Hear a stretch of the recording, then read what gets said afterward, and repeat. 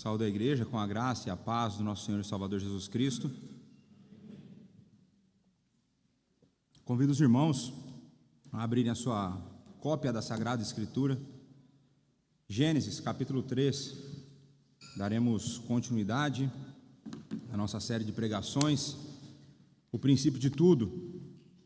Gênesis 3, eu lerei dos versos 14 a 21. Peço que os irmãos acompanhem com atenção a leitura sagrada da Sagrada Palavra. Gênesis capítulo 3, versos de 14 a 21.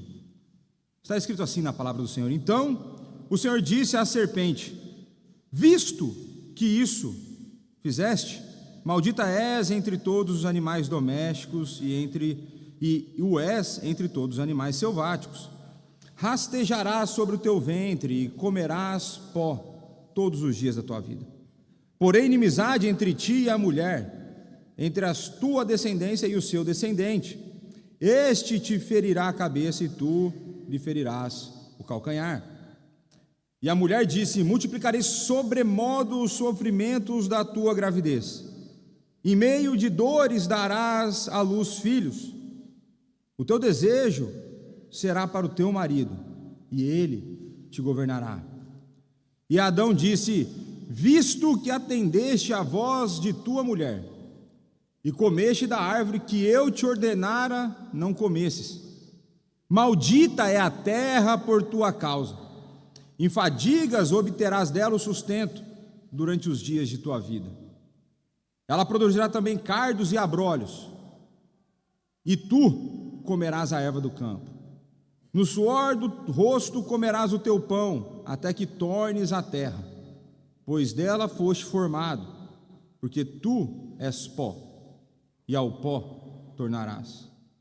E deu o homem o nome de Eva à sua mulher, por ser a mãe de todos os seres humanos. Fez o Senhor Deus vestimenta de pele para Adão e sua mulher, e os vestiu. Vamos orar. Pai, a tua palavra foi lida e diante dela nos colocamos agora. Clamamos pela ação do teu Santo Espírito. Abra o nosso coração, dá-nos entendimento para compreendermos a tua palavra. Dá que o nosso coração seja solo fértil para os teus ensinos. Ajuda-me, Senhor, na entrega dessa mensagem. Dá-me fidelidade na exposição da tua palavra. Tudo isso nós oramos, gratos, no nome do teu Filho Jesus Cristo, nosso Senhor e Salvador. Amém. Como está escrito: não há justo nenhum sequer, não há quem entenda, não há quem busque a Deus. Todos se extraviaram, a uma se fizeram inúteis, não há quem faça o bem, não há nenhum sequer. A garganta deles é sepulcro aberto, com a língua urdem engano, veneno de víbora está nos seus lábios. A boca, eles a têm cheia de maldição e de amargura. São seus pés velozes para derramar sangue. Nos seus caminhos, a destruição e miséria. Desconheceram o caminho da paz. Não há temor de Deus diante de seus olhos.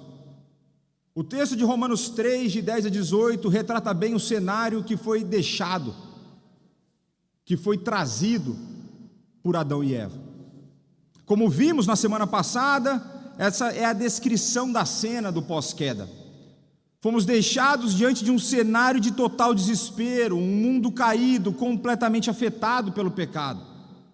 Desarmonias, sofrimentos, desastres, doenças, inimizades, guerras, a morte e a impossibilidade de salvação pelas obras passaram a fazer parte da realidade humana.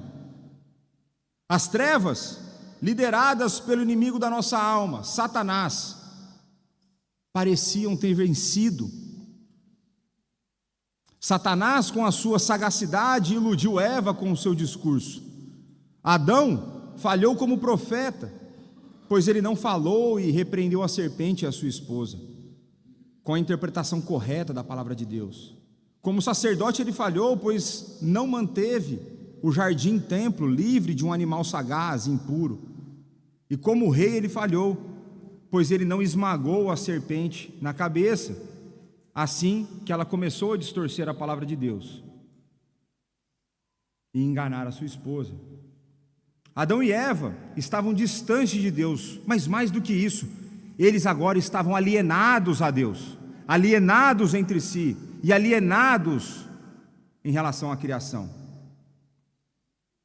Adão e Eva fugiram de Deus e se esconderam com vergonha e medo, não confessaram seu pecado, apenas acusaram uns aos outros.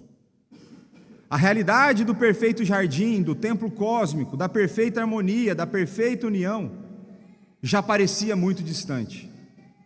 A situação parecia insolúvel.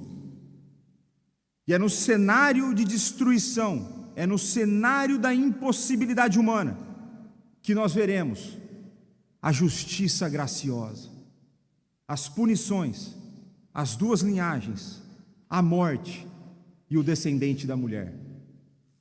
A justiça graciosa, as punições, as duas linhagens, a morte e o descendente da mulher. Verso 14: Então o Senhor Deus disse à serpente: visto que isso fizeste, maldita és entre todos os animais domésticos e o és entre todos os animais selváticos. Rastejarás sobre o teu ventre e comerás pó todos os dias da tua vida. Na semana passada nós vimos que tanto o homem quanto a mulher foram questionados por Deus acerca do que acontecera. Primeiro Deus confronta o homem por conta da sua liderança, da sua representatividade, e esse homem, ao invés de assumir a sua responsabilidade pelos seus atos, a culpa pelo seu pecado, ele terceiriza e culpa a Deus e culpa a sua esposa. Na sequência, Deus confronta a mulher, que tem uma postura semelhante à do marido e que coloca a culpa na serpente. Mais uma vez, não assume a responsabilidade pelos seus atos. Entretanto, o que nós não vimos e o que nós não ouvimos foi Deus confrontar a serpente. A serpente não tem lugar de fala, a serpente não tem direito a se explicar, porque é isso que ela faz. Depois da queda de Satanás, a sua vida é vivida para a desgraça dos outros. Deus não estabelece um diálogo com o inimigo, ele apenas sentencia a sua maldição. O foco é colocado na ação da serpente, visto que, por que isso fizeste? A serpente é amaldiçoada, pois em sua sagacidade, ela iludiu a mulher e conduziu então ambos, homem e mulher, criados à imagem de Deus, a se comportarem como se fossem imagem da serpente. A maldição proferida por Deus é exatamente o oposto do que Deus fizera até aquele momento. Vimos repetidas vezes que Deus havia abençoado a criação. Tudo até aquele momento era muito bom. Agora, Deus amaldiçoa a serpente. A serpente, o mais sagaz dos animais, torna-se então o animal mais amaldiçoado. Indo além, a serpente torna-se o único animal amaldiçoado. E existe aqui uma dupla aplicação para essa maldição. Existe uma dupla aplicação porque ela recai sobre a serpente e sobre Satanás, o inimigo da nossa alma. Essa maldição muda a forma como a serpente se deslocava. Nós não sabemos como ela se deslocava anteriormente, mas nós sabemos então que a partir daquele momento ela passaria a rastejar sobre o seu ventre. E um teólogo bastante famoso, chamado, tem até nome de mulher aqui para a língua portuguesa, né, o Meredith Kline, ele observa que de maneira figurada o instrumento escolhido por Satanás para levar homem e mulher à tentação será utilizado por Deus na sua punição. Foi por causa das barrigas que Adão e Eva as barrigas de Adão e Eva cheias do fruto proibido, é que a serpente agora rastejará sobre o seu ventre, rastejará sobre a sua barriga. Adicionalmente, a serpente comerá então pó, ou a lamber o pó. E essa é uma figura bastante utilizada no Antigo Testamento, onde demonstra a humilhação do inimigo derrotado, demonstra o domínio daquele que derrotou o inimigo sobre o seu inimigo. Nós podemos ver isso no Salmo 72:9, em Isaías 49:23 ou em Miqueias 7:17. Então Deus demonstra o seu poder e domínio total sobre Satanás ao subjugá-lo, ao colocá-lo no seu ventre e a fazê-lo comer pó o resto da sua vida. Mas Deus não para por aí. A maldição da serpente vai ser ainda pior. Enquanto nós vemos a maldição da serpente, nós veremos a graça começando a ficar mais evidente para nós. Porém, inimizade entre ti e a mulher, entre a tua descendência e o seu descendente. Este te ferirá a cabeça e tu lhe ferirás o calcanhar. Chegamos ao famoso verso, chegamos ao proto-evangelho, chegamos à primeira vez que o nosso Salvador é anunciado na história. É no primeiro momento em que a salvação se torna necessária. É com a entrada do pecado que traz a morte espiritual, aliena o ser humano de Deus e coloca então toda a humanidade ao destino eterno de condenação no inferno, em que a salvação é necessária. É nesse momento em que Adão e Eva são os primeiros a ouvir de que um Messias viria. A graça divina começa a ser mostrada em meio à punição à serpente, através da inimizade que seria colocada entre a serpente e a mulher. A palavra utilizada para inimizade nesse verso é uma palavra utilizada em textos que falam do pacto. Essa é uma palavra pactual, é a inimizade do povo de Deus contra o povo de Satanás. É a inimizade entre o povo pactual e os seus inimigos.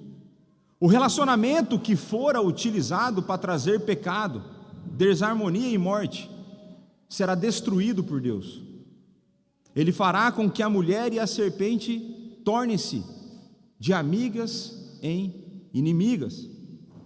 Klein vai analisar que o próprio sucesso de Satanás em reproduzir uma semelhança tão impressionante consigo mesmo em seus aliados humanos significou o fracasso da sua aliança, pois o engano e falsidade, que são parte da essência de Satanás, são a contradição do compromisso e da verdade, que são a essência da aliança de Deus com o seu povo. Satanás, como mentiroso, é por natureza um ser contrapactual, ele é um ser contra-aliancista, ele é um ser que deseja destruir o povo que está em aliança com Deus. Ele é a antítese do Senhor Deus da aliança, que é santo e verdadeiro, fecha aspas. Entretanto, a inimizade não será apenas entre a serpente e a mulher. A conversa do jardim vai parar de acontecer daquela forma. Aqui aparece então uma palavra hebraica, zerá, a palavra traduzida por semente, descendente ou descendência. É dessa palavra que vem, por exemplo, o sêmen. Essa palavra, ela tem múltiplos significados e ela pode ser usada no modo singular, representando um coletivo. E por isso, o contexto será importante na sua tradução. O contexto nos auxiliará a determinar o seu significado. E nesse trecho, que na nossa bendita Ara está traduzida como: porém inimizade entre a tua descendência e o seu descendente, dando a ideia de um coletivo da descendência da serpente e um indivíduo da descendência da mulher, não é a tradução mais adequada. O que acontece agora é que existe um conflito, existe uma guerra entre duas descendências. Existe um surgimento do que é conhecido na teologia como o surgimento das duas linhagens, a linhagem santa e a linhagem não santa, os descendentes da mulher e os descendentes da serpente, o povo de Deus e o povo de Satanás, os eleitos e os não eleitos, Caim e Abel. Em Gênesis 6, filhos de Deus e filhas dos homens. Em Noé, temos Cã, representando a linhagem não santa. Temos Ismael e Isaque em Abraão, Esaú e Jacó, e assim por diante. Dentro das famílias, surgem então a linhagem que pertence a Deus e a linhagem que pertence a Satanás. Existem aqueles que são enganados pela sua mentira, e esses dois povos viverão em conflito, em oposição, até o dia do juízo final. Essa inimizade será expressa de maneira mais visível e mais enfática no ódio constante e intenso, demonstrado pela linhagem não santa contra a linhagem santa. É por isso que nós podemos ver as loucuras do nosso tempo, onde cristãos são taxados de portadores do ódio quando discordam de práticas da sociedade, mas islâmicos que assassinam, nada é dito sobre eles. Quando nós dizemos homossexualidade é pecado, nós somos portadores do ódio. Mas quando o Estado Islâmico lança homossexuais de cima, ou melhor dizendo, pessoas que praticam o pecado da homossexualidade, de cima de prédios para que eles morram, nada é dito. Quando nós falamos de submissão feminina, nós somos taxados como retrógrados e opressores das nossas esposas. Mas ninguém fala do que o Estado Islâmico faz com as mulheres, que muitas vezes só deixam os seus olhos à mostra, que não podem dirigir os seus carros, as suas viaturas. Mas nós é que somos portadores do ódio. A serpente, o inimigo, ele é sagaz e ele conta a mentira e ele engana a todos, e todos aqueles que lhe seguem não conseguem ver a realidade. Existe um conflito intenso, constante. Não se engane, vivemos no mundo em guerra.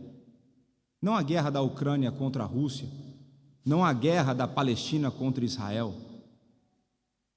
mas a guerra entre a linhagem santa e a linhagem não santa, onde nós somos os propagadores do amor, onde nós somos aqueles que anunciam as boas novas. E em retorno, nós recebemos ódio, nós recebemos ofensa, nós recebemos ataque. E como diria o meu pastor, é desse jeito. E como diria o português, é o que é. É assim que tem que ser. Mas por fim, este, agora sim no singular, te ferirá a cabeça, e tu lhe ferirás o calcanhar. Num único momento, num único evento, haveria uma troca de golpes, uma troca de ataques. O descendente da mulher feriria a cabeça da serpente, enquanto a serpente feriria o calcanhar do descendente. As feridas eram mortais, mas isso não significava morte imediata. A analogia, quando nós olhamos para a serpente, para uma cobra no mundo real, é sabido que mesmo após a sua morte, ela continua tendo reflexos. É possível que, se você der bobeira com uma cobra morta, ela no reflexo, ela te morde e inocula veneno em você. Que boa analogia. Metáfora inspirada é boa, né? As nossas são ruins. É assim que o Satanás está a agir. No desespero e na agonia da sua morte, ele tenta destruir a descendência da mulher. Mas ele já foi derrotado. Ele foi mortalmente ferido. Mas ainda assim, continua a agir com seus últimos reflexos. Já o descendente da mulher, pouco tempo após ser ferido, experimentou temporariamente a morte. Entretanto, como diria Klein, uma batalha climática na Guerra Santa está prevista aqui, e o resultado, o final dessa guerra também. No horizonte escatológico do juízo profecia, o divino profeta aparece como esperança de uma vitória, que pertence, por decreto de Deus, ao exército da mulher. Tradução: nós não seremos derrotados. Deus esmagaria Satanás debaixo dos seus pés. Essa vitória, profeticamente anunciada na maldição sobre a serpente, seria em primeira instância, porém, uma vitória não da semente coletiva da mulher, mas de um indivíduo. Um indivíduo derrotaria Satanás.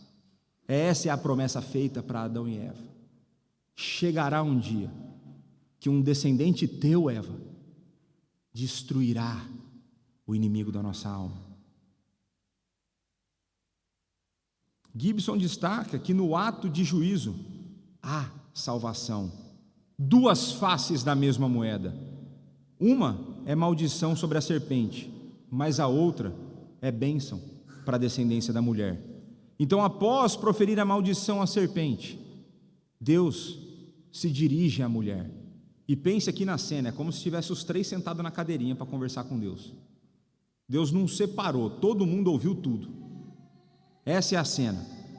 E Deus disse então, e a mulher disse: multiplicarei sobremodo os sofrimentos da tua gravidez. Em meio de dores darás à luz. O teu desejo será para o teu marido, e ele te governará.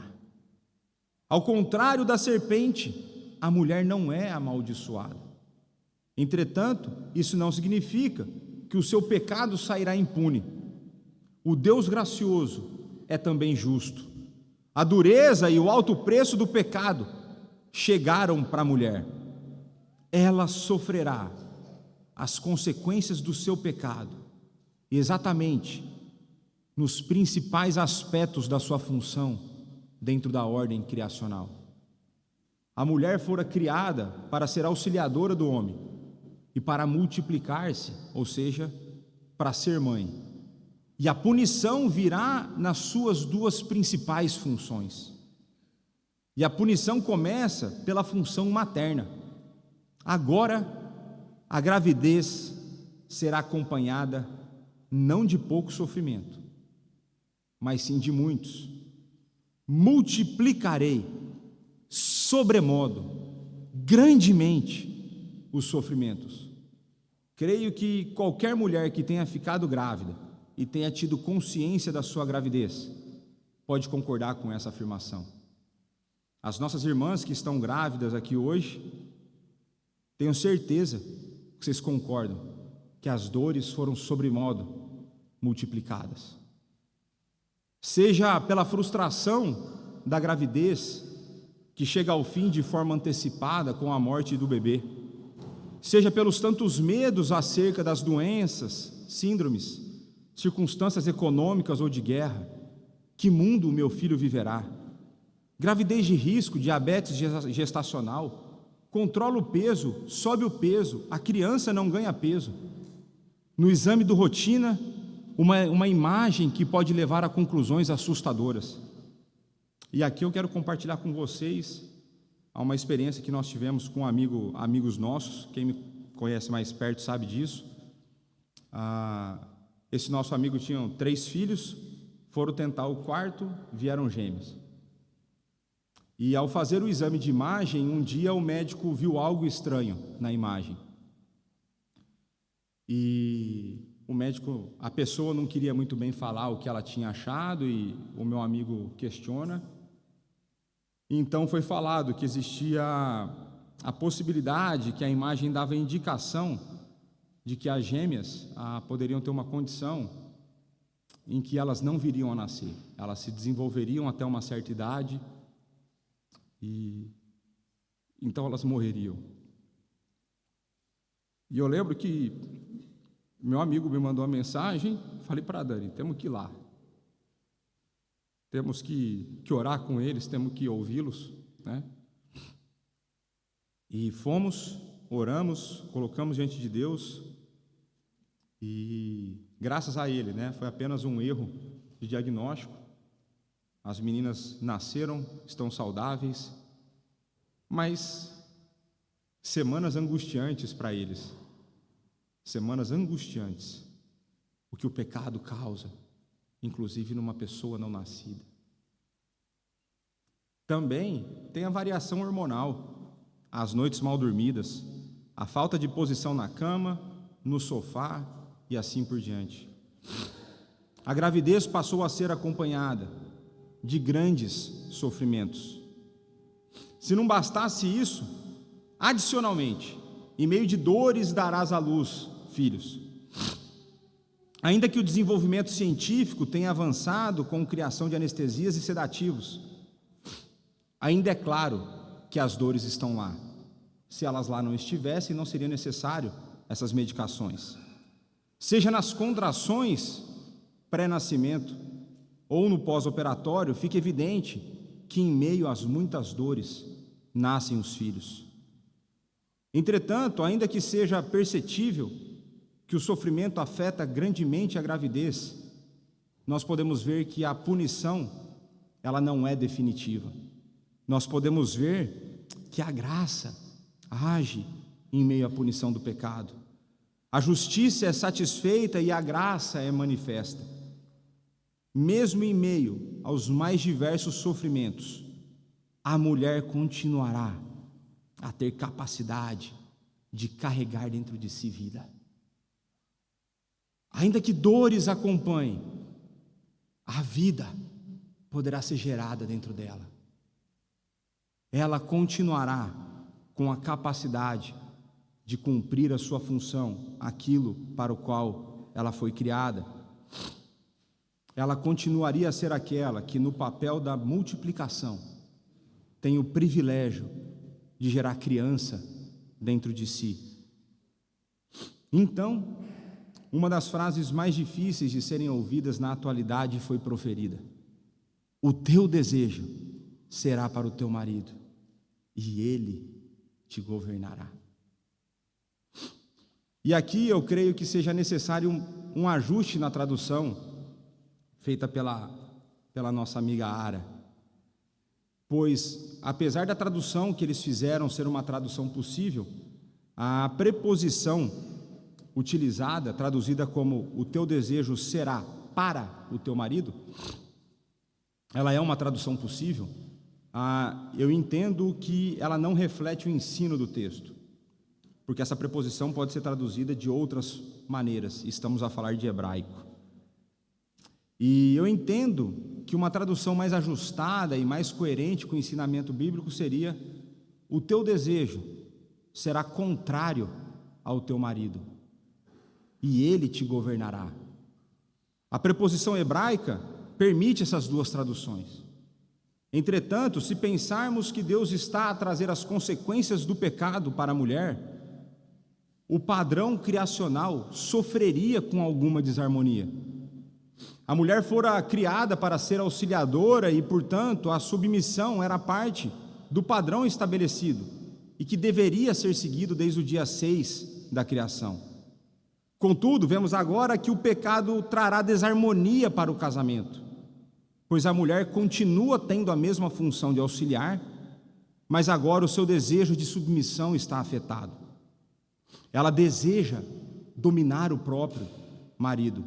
E veja que essa expressão é usada por Deus para Caim, depois de que ele, em Gênesis 4:7, depois de que ele oferece a oferta que Deus não aceita. Ele fala: o teu desejo te dominará. A mulher deseja dominar o marido. Acontece bastante nos Estados Unidos. O coração humano está descontrolado, as suas afeições distorcidas e, portanto, um coração enganoso. A tensão foi estabelecida dentro do casamento, e aquilo que é agradável a Deus agora virá por meio de muita luta, através da submissão a Deus, a piedade e através de muito esforço por parte da mulher. Aquilo que é intrinsecamente bom para a mulher será contrário à inclinação natural do seu coração. E aqui quando eu morei lá nos Estados Unidos, amigos meus me procuravam e falavam sobre essa realidade. Fala, Léo, conversa com a minha esposa que se eu falar a mesma coisa que você, ela te ouve, mas ela não me ouve. Eu falei, isso acontece na sua casa, mas eu vou te ajudar, porque eu sou teu amigo. Existe algo que ainda que você faça o que é certo, parece, e de fato a maldição, a punição continua a existir. Existe algo na mulher que deseja dominar o homem. Existe algo na mulher que deseja domesticar o homem. E quando eu falo domesticar, é tipo pet adestrado. Senta na hora que quer, levanta na hora que quer e faz o que ela quer. É só nos Estados Unidos? Talvez seja. E veja, o governo do marido sobre a mulher, ele não é essencialmente ruim. Muito pelo contrário, ele é o padrão criacional. O homem governar a mulher é uma bênção de Deus para a vida da mulher. Contudo, eu não estou a dizer que não existam maneiras pecaminosas disso acontecer. Então, homens podem, de maneira pecaminosa, se comportar como ditadores ou como covardes, e ambos são problemáticos. Eles podem abusar do poder ou omitir-se dele. E por essas posturas, eles serão responsabilizados diante de Deus. Entretanto, é através do governo fiel do marido e da fiel submissão da esposa que Deus derrama ricas bênçãos nas famílias e nos casamentos. E maridos, o governo em que nós devemos exercer sobre a mulher tem como fim principal não agradá-la, mas sim cuidar da sua alma. A finalidade do nosso governo é a salvação e a santificação da nossa esposa. Por isso, nós não devemos cair na conversa da serpente e fazer tudo o que as nossas mulheres querem. Elas erram, elas pecam, assim como nós pecamos. Em alguns momentos, nós contrariaremos aquilo que elas querem. Não seja covarde que para fugir de confusão, você faz tudo o que ela pede. Não. A sua esposa deseja coisas erradas. A sua esposa quer coisas que ela não deveria querer. A sua esposa quer que algumas coisas sejam do jeito dela e ela está errada nisso.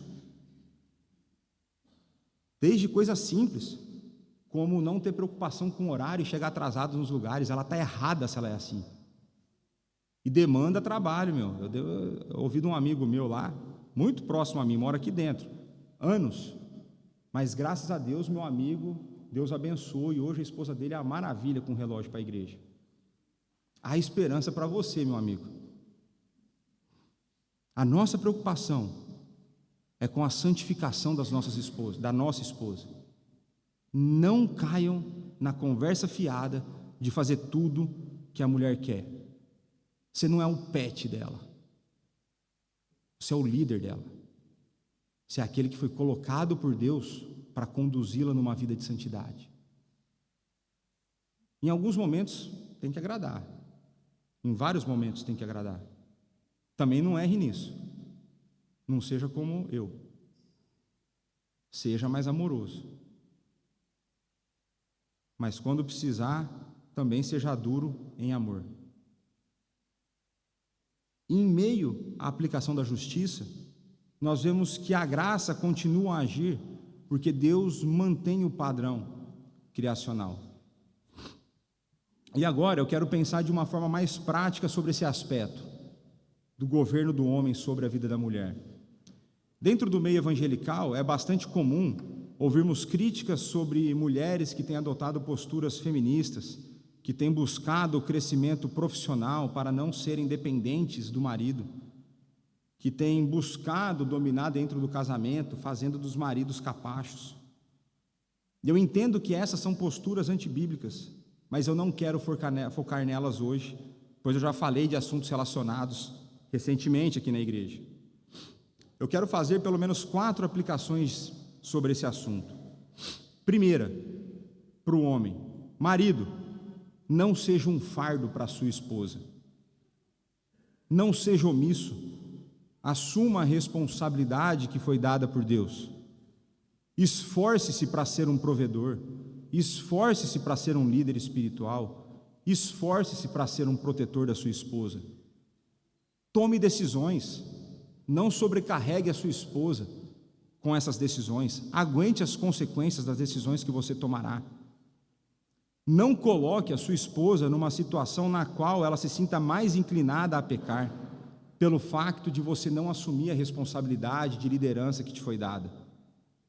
Seja um homem que se esforça para seguir o padrão bíblico, que auxiliará a sua esposa, a sua mulher, a ser uma mulher que se esforça para seguir o padrão bíblico. Segunda, mulher, não se sobrecarregue na tentativa de liderar o lar. O homem depende de você para que a liderança dele seja efetiva. Auxilie o seu marido nas fraquezas dele. Se submeta mesmo quando é difícil. Papéis e responsabilidades dadas por Deus não funcionam em termos de troca. Faça isso por mim que eu faço aquilo por você. Não funciona do tipo, seja um provedor, seja um líder espiritual e protetor, e então eu me submeterei. Não. É as duas coisas ao mesmo tempo, sem depender um do outro. O sucesso do seu marido depende de você. É você, esposa, que impulsiona o seu marido. As conquistas do seu marido são suas. O seu marido, sem você, não dá conta de viver direito. E o contrário vale para o homem. Marido, não se submeta.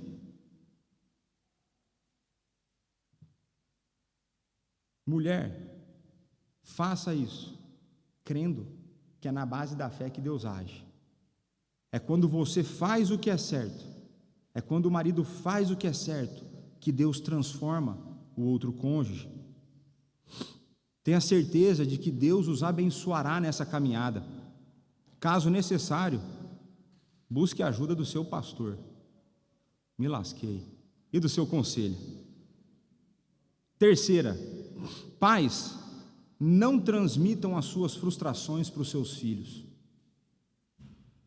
Problema do teu casamento não tem que ser problema do casamento do teu filho. Ensine os meninos a serem homens e ensinem as meninas a serem mulheres. Ensinem os meninos desde pequeno que eles devem liderar, que eles devem respeitar as mulheres e que eles devem protegê-las. Ensinem as mulheres que elas podem exercer as suas vocações e ao mesmo tempo serem independentes do seu marido. Não acreditem na mentira da serpente, como muitos têm crido e ensinado para as suas filhas. Vai estudar para não depender de homem. Da onde você ouviu isso? Eu sei de onde, de Satanás. Não é isso que está nas Sagradas Escrituras. No casamento existe dependência. No casamento não existe individualidade separada. No casamento existe uma só carne. Não existe casamento bem-sucedido que não exista dependência. Nós temos hoje meninas de 9 anos dizendo: eu não quero que o meu marido mande em mim. Com quem que ela aprendeu isso? De onde ela ouviu isso? O que ela sabe da vida para saber o que isso significa? Eu acho que eu sei de onde ela aprendeu. Eu acho que eu sei de onde ela aprendeu. Mas isso não é bíblico. Quarto, pais, ensinem às vossas filhas o valor do lar. Jamais desmereçam as mulheres que optaram por ficar em casa, cuidar do lar e dos filhos e do marido. Essa não é a única opção bíblica, mas com certeza é uma delas. Coloquem no coração dos vossos filhos a importância do lar. Coloquem no coração das vossas filhas a importância do cuidado do lar, do marido e dos filhos. Não sejam enganados pela voz da serpente. Então, Deus dirige-se a Adão.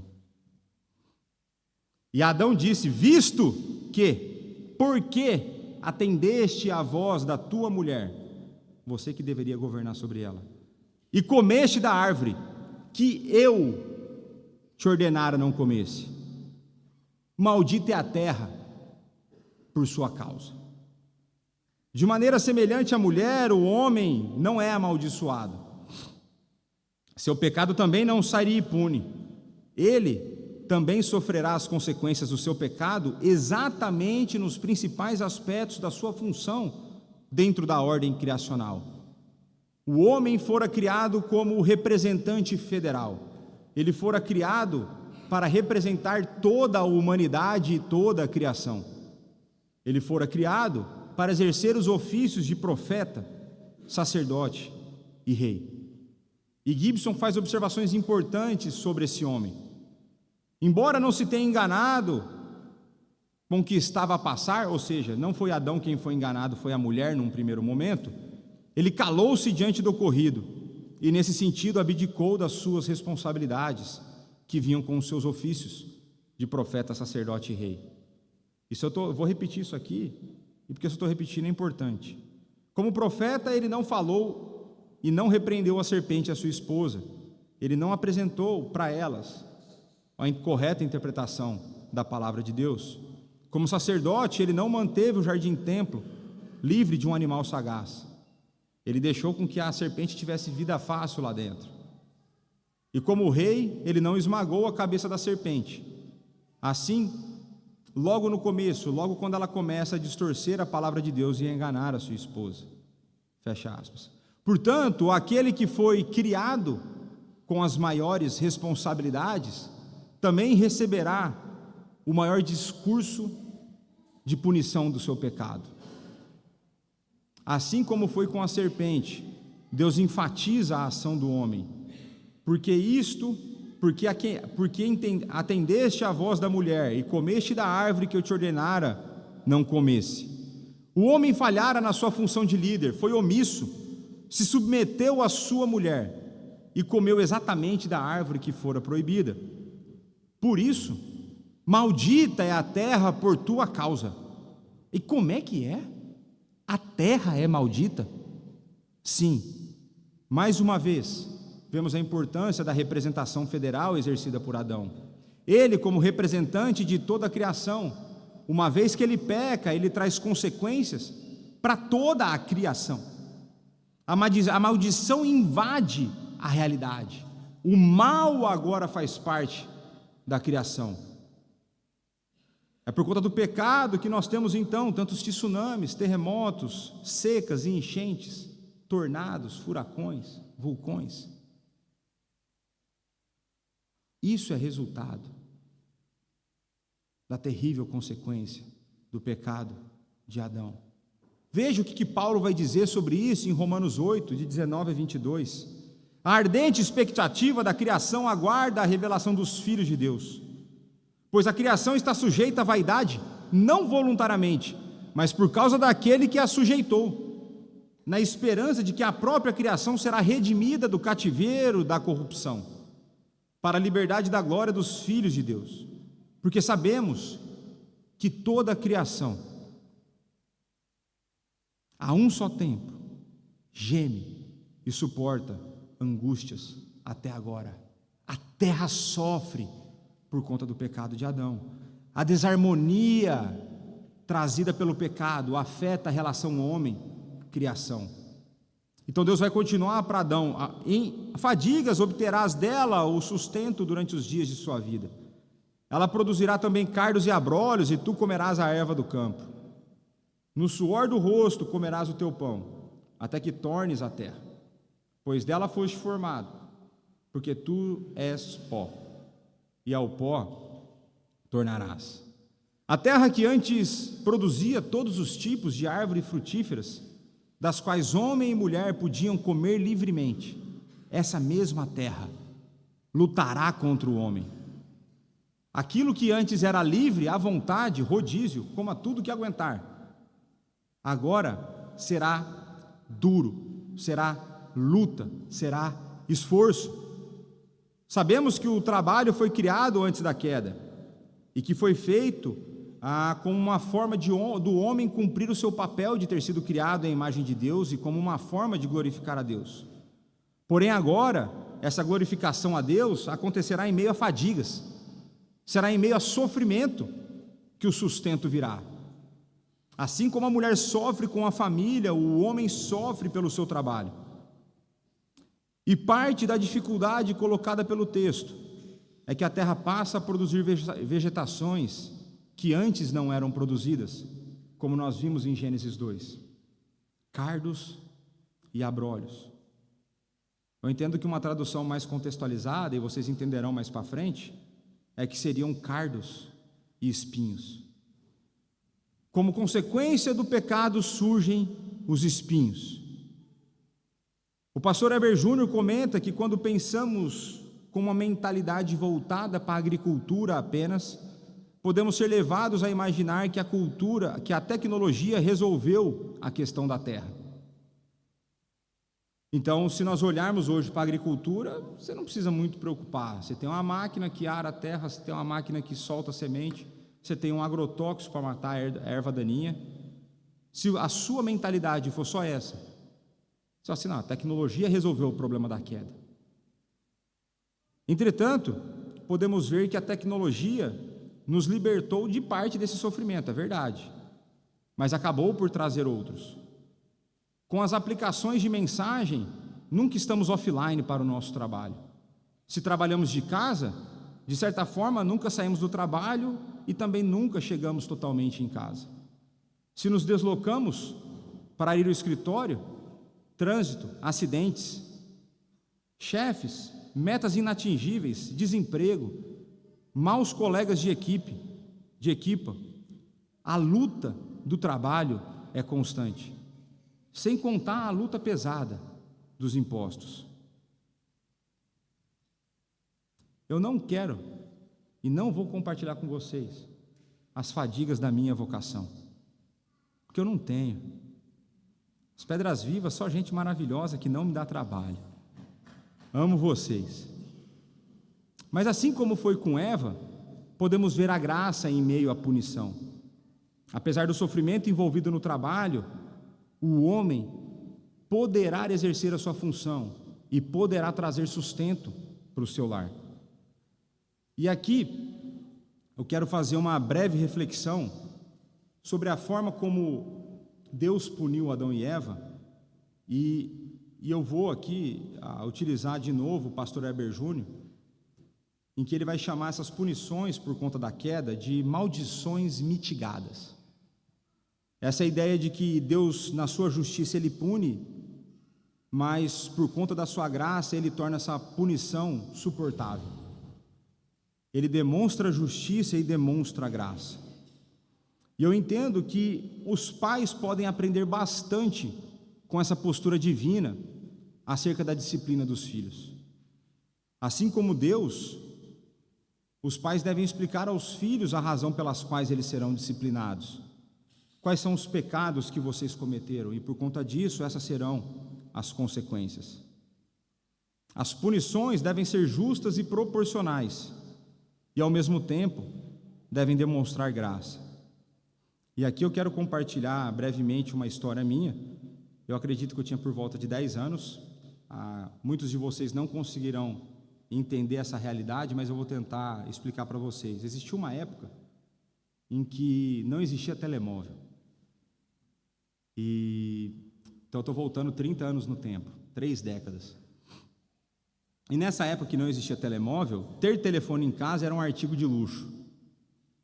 E eu, na altura dos meus 10 anos, eu ia e voltava da escola todos os dias sozinho. E eu tinha um problema muito sério na minha infância, que eu era viciado em videogame. E eu lembro que, num dos dias retornando da escola, eu estudava no período da tarde, então a aula terminava por volta das 5 horas, eu tinha que sair da escola e ir para casa. O que eu resolvi fazer? Eu resolvi passar na locadora de videogame, porque eu era amigo dos donos lá, ver se eles me davam alguma horinha, porque eu não tinha dinheiro para pagar. Então eu ficava conversando com eles, tentando, se pela minha chatice, assim, vai lá jogar ao invés de conversar com a gente, né? E tem um detalhe que eu esqueci. Eu esqueci de ligar para os meus pais para avisar o que eu estava a fazer. Então não tinha AirTag, não tinha como me achar no GPS, não tinha nada. Meus pais foram tomados pelo desespero, e lembre-se que meus pais não eram crentes nessa época.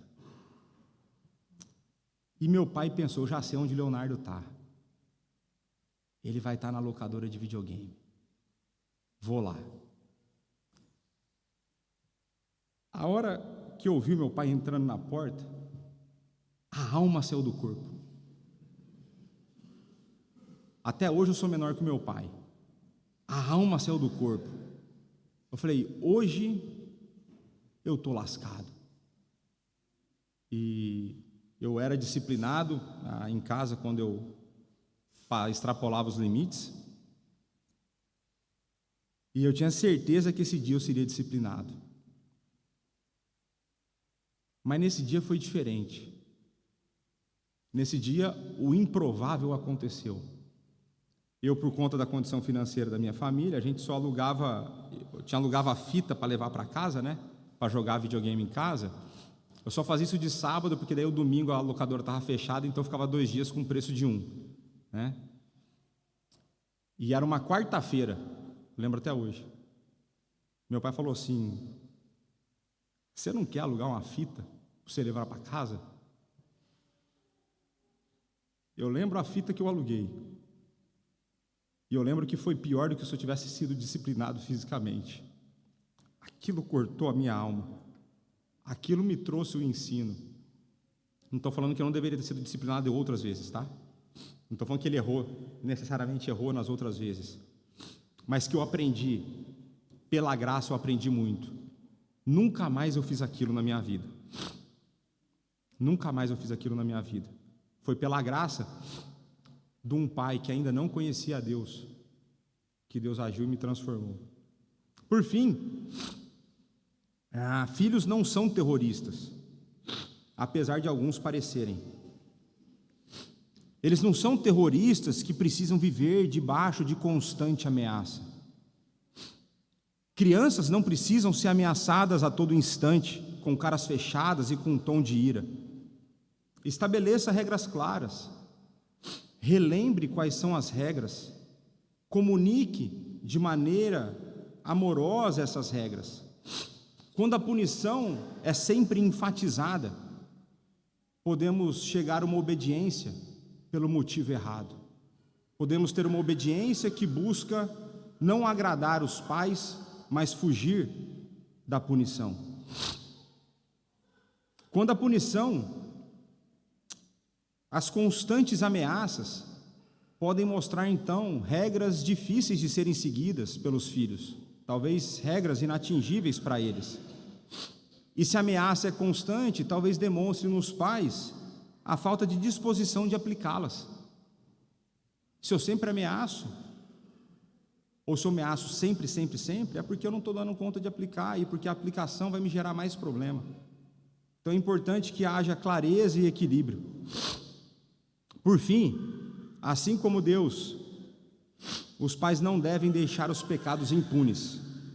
A punição dos pecados dos filhos é demonstração de amor e cuidado com a alma dos filhos. Provérbios 29, 15 e 17. A vara e a disciplina dão sabedoria, mas a criança entregue a si mesma vem envergonhar a sua mãe. Corrige o teu filho e te dará descanso, dará delícias à tua alma. Creia no padrão bíblico de educação e criação de filhos. Não se deixe levar pelas mentiras da serpente que permeiam, por exemplo, a educação positiva, para ficar apenas em uma proposta. Siga o exemplo de Deus, aplique tanto a justiça quanto a graça e descanse na ação divina no coração do seu filho. Voltando para o texto, no verso 19, a promessa da morte fica evidentemente cumprida. O sofrimento humano no trabalho só terminará quando a morte então chegar, quando ao pó o homem retornar. O homem agora tem a impossível missão de viver no mundo caído. Por si só, o homem será incapaz de lidar com Deus, mulher e criação. Por causa do pecado, o homem fugiu de Deus e da sua presença. Por causa do pecado, o homem precisa governar a sua mulher Entretanto, o desejo dela é contrário ao dele. Por causa do pecado, o homem sofrerá no seu trabalho para obter o sustento, pois a terra lutará contra ele. Qual seria então a postura do homem diante dessa realidade? Qual seria então a postura do homem diante da promessa feita em Gênesis 3,15? Diante da tentação da serpente, ele se calou e, calado, pecou. Vejamos agora: e deu o homem o nome de Eva à sua mulher, por ser a mãe de todos os seres humanos. Ao contrário do momento da tentação, o homem demonstra a sua autoridade sobre a mulher, ao nomeá-la, ao chamá-la pela primeira vez de Eva. Ele não se submete, ele exerce então a submissão da sua esposa. A ação e o nome dado por Adão a Eva demonstra que o homem creu na promessa de Gênesis 3,15. Eva seria a mãe de todos os seres humanos. Adão creu que de Eva viria aquele que feriria a cabeça da serpente. Ele creu na promessa de Deus, de que um dia, um dos seus descendentes destruiria o inimigo da nossa alma, destruiria Satanás. Então, fez o Senhor Deus vestimentas de pele para Adão e sua esposa, e os vestiu. Por fim, a morte entrou na realidade. A justiça divina é satisfeita na morte do animal que proveu a pele para a vestimenta. E esse animal é aquele que aponta para uma realidade maior e perfeita, um sacrifício perfeito que seria oferecido uma única vez. Pois sem derramamento não há remissão de pecados. Deus demonstra a sua justiça e a sua graça. Adão e Eva não mais estariam tentados ou estariam a tentar se vestir com autojustiça, mas agora, graciosamente, eles seriam vestidos por Deus. Deus estabelece o pacto da graça, e a vestimenta de pele é o primeiro sinal da primeira manifestação da aliança de Deus com o seu povo. O texto hebraico coloca a pele aqui no singular e não no plural. Então no nosso texto está escrito que fez o Senhor Deus vestimenta de peles. A ideia é que ele fez de um animal só, de uma pele só, ele fez vestimentas separadas. E por que isso é importante? Porque aqueles que o pecado alienara, Adão e Eva, que não assumiram a responsabilidade pelo seu pecado, que agora viveriam em tensão dentro do casamento, pois os desejos estão desalinhados, foram unidos, são unidos, a partir de uma vestimenta de uma única pele. O pecado que separou a pele traz para junto. O que o pecado separou a morte de um animal, de novo, reúne. Um mundo caído, completamente afetado pelo pecado. Desarmonia, sofrimentos, desastres, doenças, inimizades, guerras, a morte e a impossibilidade de salvação pelas obras passaram a fazer parte da realidade humana.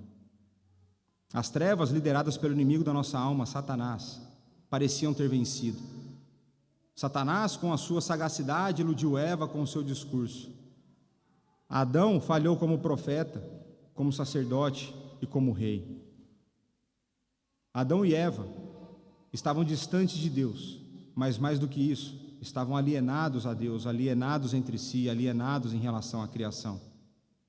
Adão e Eva fugiram e se esconderam de Deus, com vergonha e medo, não confessaram seu pecado, apenas trocaram acusações. A realidade do perfeito jardim, do templo cósmico e da perfeita união já parecia muito distante. A situação parecia ser insolúvel. Entre si, Adão e Eva passariam a ter dificuldades relacionais. Ele precisava governá-la, mas o coração dela está desordenado, com desejos contrários ao do seu marido. Ainda mais, dois tipos de pessoas passaram a existir: a linhagem santa e a linhagem não santa.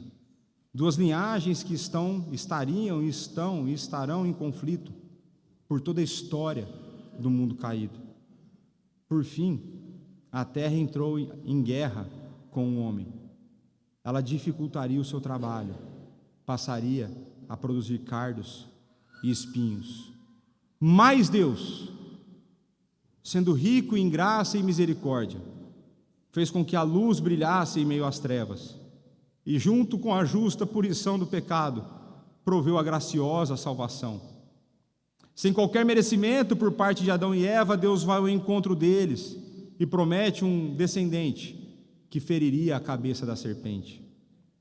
Contudo, não seria sem sofrimento, pois ele seria ferido no seu calcanhar. Os espinhos que passaram a ser produzidos pela terra, um dia seriam usados para coroar o descendente da mulher. Ao contrário do fracasso de Adão, o descendente da mulher, como profeta, não se calou diante da tentação de Satanás. Como sacerdote, ofereceu o sacrifício perfeito em nosso lugar. E como rei, feriu a serpente na morte da cruz e na sua ressurreição. O descendente da mulher, ao contrário de Adão, não colocou a sua mulher em risco, antes se sacrificou por sua noiva, a igreja. Ele tomou sobre si a culpa e a pena dos nossos pecados. Ele bebeu o cálice da ira de Deus em nosso lugar. Jesus Cristo é o nosso representante diante de Deus. Jesus Cristo é quem morre para que nós possamos ser vestidos de justiça, escondendo a nossa vergonha e nos apresentando em perfeição diante de Deus. Jesus Cristo, em sua ressurreição, derrota a morte. Satanás está apenas a agir em reflexo, pois ele está ferido mortalmente. Jesus Cristo voltará mais uma e definitiva vez, aniquilará o inimigo com o sopro da sua boca, o inimigo da nossa alma, Satanás. A situação que parecia insolúvel tem em Cristo a sua resolução. Ele é a luz que dissipa as trevas. Ele é o Rei que reina agora em justiça e em verdade. E se você ainda não crê nele, se você ainda não o tem como Senhor e Salvador, e se você ainda respira, ainda é tempo de se arrepender da vida de pecados. Ainda é tempo de depositar nele a sua esperança. Ainda é tempo de reconhecê-lo como Senhor e Salvador. Ainda é tempo de resolver o único problema real que você tem na sua vida, que é o seu pecado e a condenação eterna. É somente nele que nós podemos ter a salvação. Que ele continue a derramar da sua graça e da sua misericórdia sobre a nossa vida, nesse restante de ano e no ano por vir. Vamos orar. Pai, a Tua palavra foi lida e exposta, e diante de Ti, nós somos gratos por aquilo que o Senhor tem feito por nós. Nós somos gratos pela salvação que o Senhor nos deu. Nós somos gratos pelo nosso Salvador. Nós somos gratos pelo Seu amor. Nós somos gratos pelo Teu Santo Espírito. Mas ao mesmo tempo, nós pedimos perdão pelas nossas fraquezas. Nós pedimos perdão por tantas vezes em que nós não nos damos conta de tamanha bênção que nós temos recebido. Nós não nos damos conta e não temos a dimensão da graça que é derramada em nosso ser. Perdoa-nos nas nossas fraquezas. Dá-nos um coração grato àquilo que o Senhor tem feito por nós. Dá-nos um coração grato pela obra de Jesus Cristo. Dá-nos um coração grato pela ação do Teu Santo Espírito. Dá-nos um coração grato pelo amor que nós temos vindo de Ti. Muito obrigado por mais esse ano que chega ao fim e pela forma como o Senhor nos conduziu no processo de santificação ao longo desse ano. Dá-nos 2025 um ano ainda melhor, um ano de ainda mais intimidade, um ano de ainda mais avanço do Teu reino, um ano onde mais e mais pessoas se acheguem a Ti, se prostrem em submissão a Cristo e reconheçam como Senhor e Salvador. Muito obrigado por tudo que o Senhor tem feito e pelo muito que o Senhor ainda irá fazer. É no nome do nosso Senhor e Salvador, Jesus Cristo, a luz que dissipa as trevas, que nós oramos e agradecemos. Amém.